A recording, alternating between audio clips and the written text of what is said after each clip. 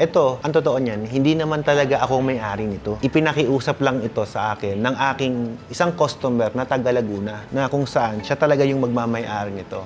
Bumili sa akin ng isang package ng negosyo, kasama na yung pan-deliver at itong motorsiklong to. To give you an idea, ito palang Barako 3, ito na pala yung modelo ngayon. Kaya medyo mas mataas na yung presyo nito compare sa ordinaryong Barako. Dating Kawasaki Barako 2, yun yung tinatawag na carburetor type. Ito naman ay EFI na ibig sabihin, mas napatipid natin ang fuel efficiency ng motor na ito. Sa mga nagtatanong kung gaano ko na baka tagal ginagamit itong Kawasaki Barako 175. Halos lahat ng tubigan ko noon, nung full-time pa tayo sa pag-deliver ng tubig. Ito yung ginagamit ko. Pero sa totoo lang, dito sa amin, ang pinakamarami kong nagamit is yung CT100cc kasi dito hindi naman kailangan ng sobrang lakas na motorsiklo pag dito sa amin sa Pangasinan. Pero sa ibang branches namin, may mga branches tayo na may mga paahon. Yun, kailangan mo yung mas malakas na motor. Kaya itong 175cc, ang nire-recommenda ko kapag